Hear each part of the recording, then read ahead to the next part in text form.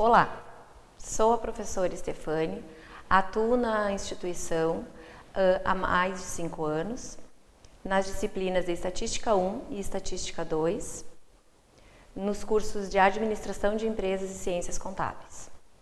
Na videoaula de hoje, iremos falar um pouco sobre análise gráfica, os tipos de séries estatísticas e como retirar estes dados para futuramente fazer a análise deles. Os gráficos são desenhos que utilizam técnicas para sua construção. O gráfico estatístico é uma forma de apresentação dos dados, onde o objetivo é o de produzir no investigador ou no público em geral uma impressão mais rápida e visual do fenômeno em estudo. Os gráficos estatísticos, eles processam as mesmas informações que as tabelas ou séries estatísticas, só que de uma maneira visual, e desta forma ele produz no observador uma maneira mais fácil e rápida para a sua análise. Gráficos de informação são gráficos destinados ao público em geral, com o objetivo de proporcionar uma visualização rápida e clara dos fatos estudados. Já os gráficos de análise são gráficos também informativos, mas são mais completos, pois prestam melhor ao trabalho estatístico, uma vez que fornecem elementos úteis à fase de análise de dados. Como podemos observar, esses dois tipos de gráficos são os que dividem todos os gráficos existentes na estatística. Trabalharemos propriamente na videoaula de hoje os gráficos de análise, por eles apresentarem ao mesmo tempo que a informação necessária, eles também irão produzir dados que serão relevantes ao processo estatístico, como medidas de tendência central. Função dos gráficos: mostrar os dados, fazer com que o observador se concentre na essência do gráfico e não na forma como o gráfico foi desenvolvido, evitar distorções, incentivar comparações de dados, servir a um propósito claro, estar integrado com as descrições estatísticas e verbais do gráfico. Resumindo em 3 palavras a função de um gráfico, ele pode ter simplicidade, clareza e veracidade. Se um gráfico possuir esses 3 elementos, ele estará desempenhando a sua função, que é transmitir ao observador a pesquisa e os resultados dela obtidos. Tipos de gráficos. Os gráficos estatísticos fazem correspondências entre elementos de uma série estatística e uma figura geométrica, e de acordo com a composição destes gráficos, podemos destacar os principais: diagramas, gráficos geométricos em 2 dimensões, gráfico polar, para representar séries temporais cíclicas, cartogramas, ilustrações relativas a cartas geométricas, e pictogramas, representação gráfica ilustrada por figuras. Falaremos um pouco agora sobre cada um desses tipos de gráficos. Gráfico em linhas. É uma constituição gráfica representada através de um sistema de coordenadas cartesianas, onde o objetivo é, no eixo X, transpor as medidas da abscissa e no eixo Y, as medidas da ordenada. Como podemos observar no slide, a tabela aqui, uma série, portanto, conjugada, porque possui diferentes capitais e o tempo também modificando, podemos transpor esses elementos a um gráfico de linha, representado no eixo X, como podemos observar pelas capitais, e no eixo Y, representado pelas temperaturas. Neste gráfico ainda podemos observar, portanto, que a mínima registrada foi em Curitiba, com 10 graus, e a máxima registrada, portanto, em Salvador, com 22 graus. Gráficos em linhas comparativas. Ele possui um dos objetivos seria o de comparar situações no mesmo gráfico, sem a necessidade de fazer 2 gráficos para poder fazer essa comparação. Podemos verificar isso na tabela, também com as temperaturas mínimas registradas em graus Celsius, das mesmas capitais analisadas anteriormente, mas agora com as temperaturas máximas também registradas em graus Celsius. Essa tabela, também uma série conjugada, obtivemos o gráfico ao lado, onde a gente pode observar a comparação entre as mínimas e máximas registradas em cada capital.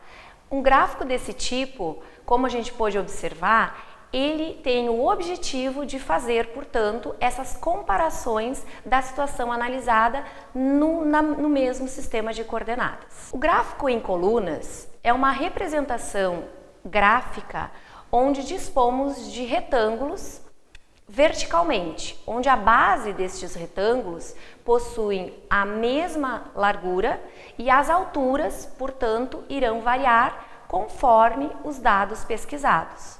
Podemos observar, portanto, isso na análise do slide. A tabela aqui relacionada, taxa de fecundidade em número de filhos por mulher, é uma série estatística temporal, pois o que está variando nesta tabela é o tempo, 1960, 1970, 1980 e assim sucessivamente, com relação ao número de filhos por mulher. Essa tabela, portanto, produziu este gráfico de colunas, utilizado muito para qualquer tipo de série, onde a gente pode ver claramente a decadência no número de filhos, ou seja, um gráfico com uma assimetria positiva, onde 1960 começava com um número de filhos de 6,28 e em 2008 já baixou para 1,89. Este gráfico, portanto, ele pode ser utilizado para qualquer série estatística. Colunas comparativas. O objetivo deste gráfico é bem parecido com o gráfico de linhas comparativas, pois o objetivo é mostrar uma comparação de dois fatores ao mesmo tempo, sem ter que fazer dois gráficos para isso. Podemos observar no slide, portanto, temperatura mínima e máxima nas principais capitais. Esta série, também conjugada, já foi mostrada anteriormente com um gráfico de linhas. Aqui estamos mostrando esta série com um gráfico em colunas, onde o eixo X está representado pelas capitais e o eixo Y pelas temperaturas. Podemos observar nesta comparação feita entre mínimas e máximas de cada capital. Gráfico em barras. O gráfico em barras, ele também é construído através de uma representação com retângulos, só que retângulos na horizontal, onde as alturas permanecem iguais e os comprimentos é que vão variar conforme os dados da pesquisa. Podemos observar isto no gráfico do slide. A mesma situação trabalhada anteriormente nesta série temporal, só que agora com os eixos invertidos, sendo no eixo X trabalharemos, portanto, com o número de filhos e no eixo Y trabalhando com os anos. Também podemos observar neste gráfico que começa-se numa ordem cronológica de 1960, passando até 2008. O gráfico de setores é uma representação gráfica que partimos do círculo, ou seja, 360 graus, correspondente ao 100%. Este gráfico, por sua vez, tem o objetivo de mostrarmos a totalidade dos dados. Podemos observar, portanto, no slide, a tabela aqui analisada é uma série geográfica, pois o que está variando são os países, permanecendo, portanto, os outros conceitos iguais. Os 5 países mais populosos do mundo de 2005. Este gráfico tem, por sua vez, demonstrar a totalidade dos elementos, onde podemos verificar que em cada setor ele está proporcional com a população em milhões. Isso é feito de forma com regras de 3, onde podemos verificar que a totalidade dos elementos corresponde a 360 graus, por sua vez, cada população para X. Dessa forma, conseguiríamos achar quantos graus iria corresponder para cada setor dividido deste gráfico. Pictogramas são as representações gráficas que melhor falam ao público, por apresentar na sua característica figuras que representam a pesquisa que foi efetuada. Podemos observar aqui que foi pesquisado sobre a produção de cervejas no mercado brasileiro, em bilhões de litros, obviamente com a figura representando pela garrafa da cerveja, de 1994 até 2003. Cartogramas são representações gráficas cujo objetivo é relacionar os dados da pesquisa diretamente com áreas geográficas. Estes dados podem ser registrados de duas formas. Quando os dados são absolutos, estes, por sua vez, caracterizam o registro através de pontos especificamente proporcionais no gráfico trabalhado. Já se os dados forem relativos, trabalharemos com a representação através de rachuras.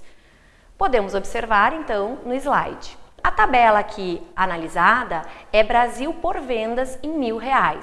Podemos observar que o objetivo deste gráfico, por sua vez, é demonstrar a quantidade vendida em R$1.000 em cada estado da região, das diferentes regiões. Gráfico polar.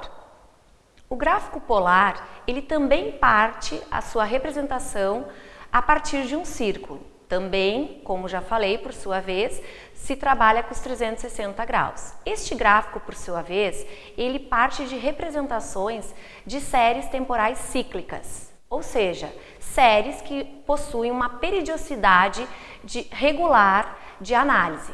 Podemos citar alguns exemplos, como precipitação pluviométrica registradas durante um ano, ou temperaturas registradas ao longo do dia. Observando então no slide, verificamos a tabela sobre precipitação pluviométrica baseada dos meses de janeiro a dezembro em quantidade por milímetros. Este gráfico, por sua vez, foi dividido em 12 setores, sendo que cada setor corresponde a 30%, porque foi dividido pelos 360 graus, e foi feito o registro desses valores proporcional à quantidade de milímetros analisada na tabela. Falaremos um pouco agora sobre essas representações em situações de questões que já caíram no ENAD, preparando vocês para o ENAD 2015. Passaremos aos slides, portanto. O exemplo 1 é do ENAD de 2012, número 13. As decisões sobre a localização de empresas são estratégias e integram o planejamento global do negócio. Considerando que o preço de venda da grande maioria dos bens produzidos é estabelecido pelo mercado, faz-se necessário que as empresas conheçam em detalhes os custos nos quais incorrerão em determinada localidade. O modelo padrão custo-volume-lucro é útil na decisão de localização. A figura a seguir apresenta em um único gráfico as curvas de custo total versus quantidade produzida mensalmente para as cidades de Brasília, São Paulo e Goiânia, as quais foram previamente selecionadas para receber uma nova fábrica de brinquedos. Sabe-se que a receita total é a mesma para as três localidades e que a decisão com base no lucro esperado em cada localidade varia com a quantidade produzida. Verificando no gráfico em questão, podemos observar que é um gráfico de linhas comparativas, sendo representado a linha vermelha por São Paulo, a linha em verde por Goiânia e a linha em azul por Brasília. Neste gráfico também conseguimos identificar que o nosso eixo X corresponde à quantidade em unidades e o eixo Y, custo total, numa escala de 10 para 5, ou seja, 200 mil, 400 mil, 600 mil e assim sucessivamente. Neste gráfico, a gente consegue identificar, portanto, que é uma função de primeiro grau, onde aonde corta o eixo Y seria o nosso custo fixo. O que vai variar para cada cidade seria o custo a partir da quantidade de unidades produzidas. Podemos verificar, então, simplificando o gráfico em análise, que aonde a reta corta o eixo Y é o nosso custo fixo, que cada empresa vai ter. tendo ou não quantidade de unidades vendidas. Se ela não produzir nenhuma, que seria o nosso ponto zero, ela teria um custo fixo igual. Poderia dar este exemplo identificando que uma loja ela vai ter um custo fixo mensalmente, vendendo peças ou não vendendo. O que seria esse custo fixo? Um aluguel, luz, água. Este custo é fixo. Vai variar a quantidade de peças produzidas para que a gente tenha o custo total da empresa.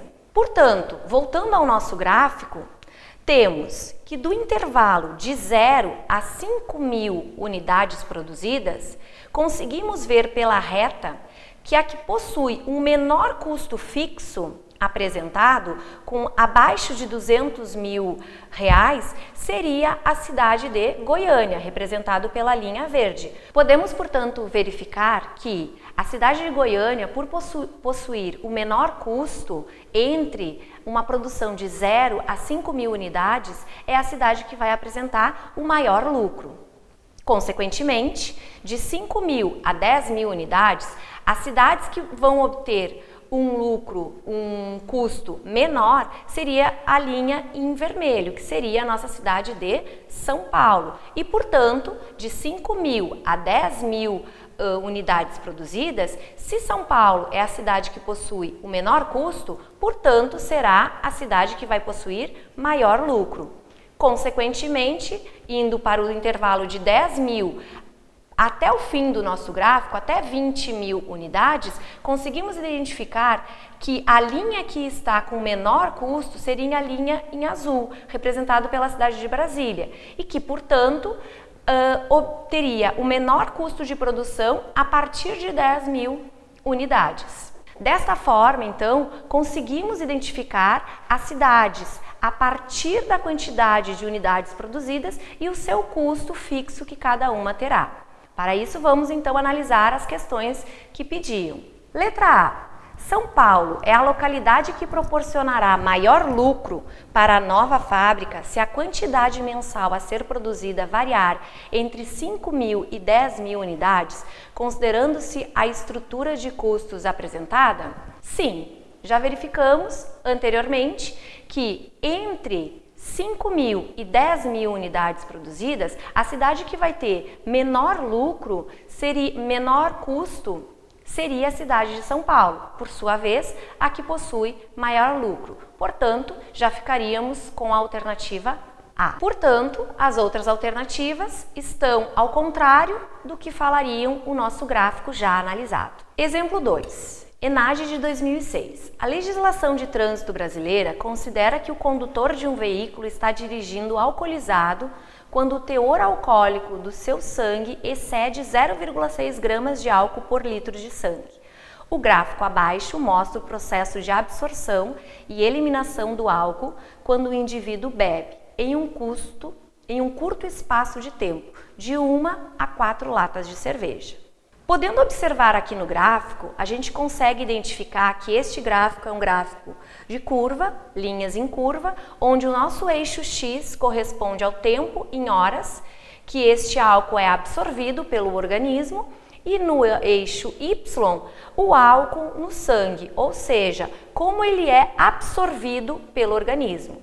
Pelas linhas destacadas no gráfico, podemos observar, portanto, que a absorção do nível de álcool no sangue, ela é rapidamente absorvida. Uma lata, menos de 1 hora para ser absorvida. 2 latas, que corresponde à linha em verde, também em menos de 1 hora a absorção. A partir de 3 latas, também conseguimos identificar que é um pouco menos de 1 hora. E 4 latas, passa um pouquinho de 1 hora, mas a quantidade para ser eliminado do nosso organismo, 4 latas, a gente consegue perceber que em um pouquinho mais de 1 hora, o nosso organismo já está com toda essa quantidade no sangue, mas para eliminar leva aproximadamente 7 horas de eliminação. Já 3 latas vai demorar em torno de 6 horas para ser eliminado do sangue. 2 latas, menos de 5 e uma lata 3 horas aproximadamente.